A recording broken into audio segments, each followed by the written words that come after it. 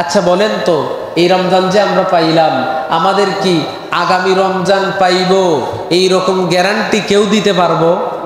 কেউ কি বলতে পারবেন যে হুজুর আমার বয়স মাত্র 30 বছর, আমি তাগড়া একটা যুবক, আমি কেন আগামী রমজান পাইতাম না?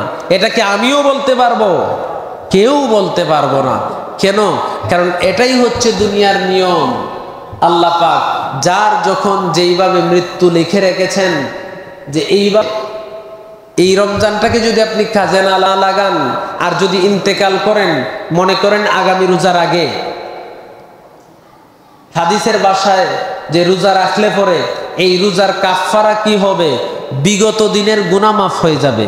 কি হয়ে যাবে? 1 বছরের গুনাহ মাফ হয়ে যায় রোজা। এখন আপনার রোজাগুলো যদি না হয়, রসুল যেভাবে বলছেন যে রোজা 2 দল মানুষকে আল্লাহ পাক ক্ষমা করেন, মানুষকে আল্লাহ পাক মাফ করেন না, হিংসুক আর যারা শিরিক করে। কি করে? শিরিক করে। এখন শিরিকের কোনো হিসাব নাই। আপনি বলবেন, একটা এক্সাম্পল দেই, আপনি রাগে বলছেন তোমার কসম, আম্মা তোমার কসম, বউয়ের মাথা চুইয়ে কসম খান, তোমার কসম, মায়ের নামে কসম খান, বাবার নামে কসম খান, পীরের নামে কসম খান, এই সবগুলা কসম শিরিক।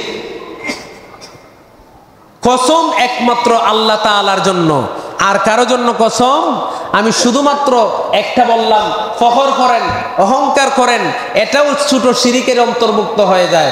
তাহলে আপনি আর কি বলছেন যে ইন্না শিরকা লা যুলমুন আযীম।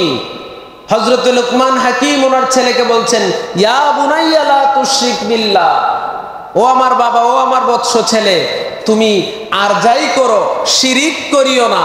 ইন্না শিরকা লা যুলমুন আযীম, নিশ্চয় শিরিক হচ্ছে সবচেয়ে বড় গুনাহ, সবচেয়ে বড় জুলুম।